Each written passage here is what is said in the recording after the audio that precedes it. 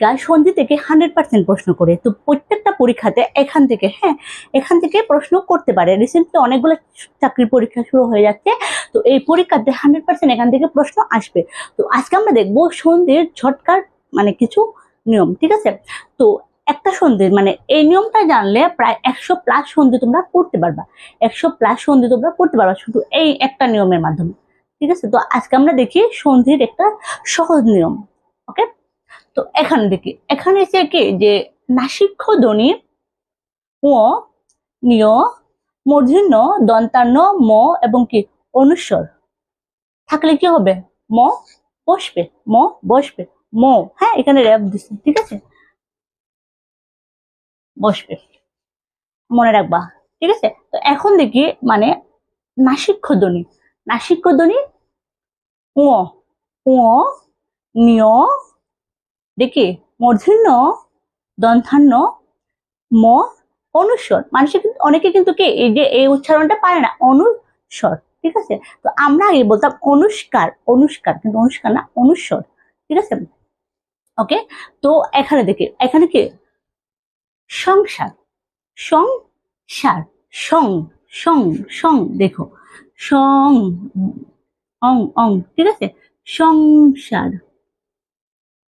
দেখো সংসার, এখানে কিন্তু দুইটা পাঠ হয়ে গেছে। তো এই বর্ণটা এখানে পাইছো তোমরা, দেখো তো এটা পাইছো কিনা? তো আমরা পাইছি, এটা এই যে এখানে আছে, তাহলে আমাদের কি হবে?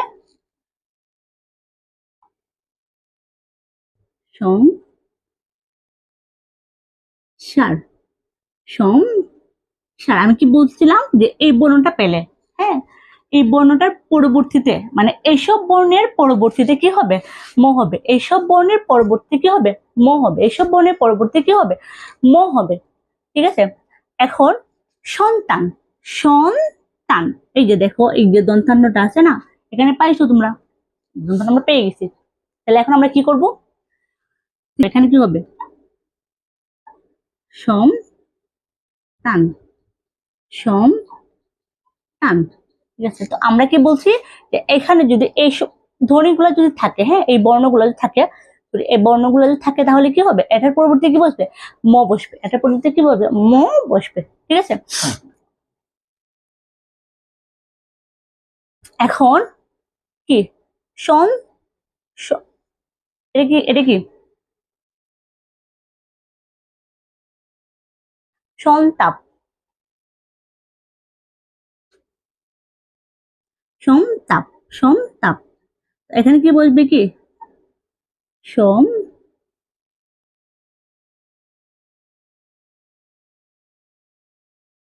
সম তাপ, সম তাপ। এখন কি বারংবার, বারংবার, বারম, বারম, বারংবার, দেখো এটা পাইছো কিনা? এটা এখানে পাইছো কিনা? বুঝছিলাম যে এটা উঠে, হ্যাঁ এটা যদি থাকে এটা বন্ধ হয়ে যাবে, মানে এটা লেখা যাবে না। এটার বদলে কি বসবে? এটা বসবে, ঠিক আছে? তো দেখো বারংবার, বারংবার, ঠিক আছে? এখন দেখে অহংকার, অহংকার, অহংকারের কি এই যে এটা অনুস্বর, অনুস্বর পাইছো কিনা? অনুস্বর পাইছো কিনা? পাইছো?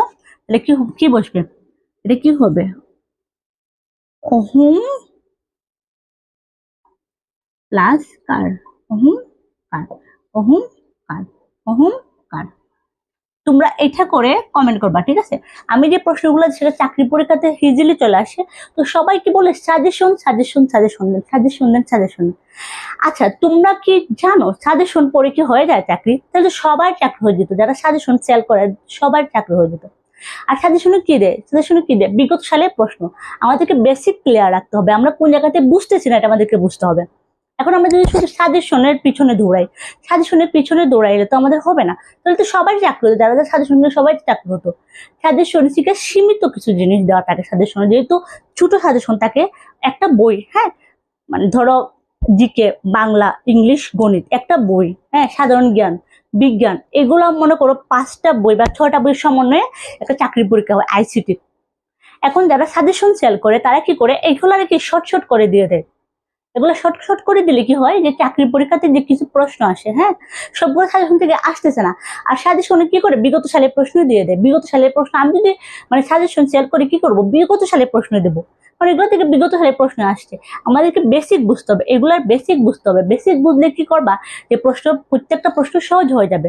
আমরা মানে যদি উদাহরণ চেঞ্জ করে, বর্তমান তো বিগত সালের প্রশ্ন থেকে খুবই কম প্রশ্ন করে, যদি চেঞ্জ করে তাহলে কি করবো, আমরা এগুলো পারবো। তো যারা বুঝতে পারছো কমেন্ট করবা, এবং এটা এই যে এটা কি হবে, এটা কমেন্টও জানিয়ে দিবা এবং ভিডিওটা শেয়ার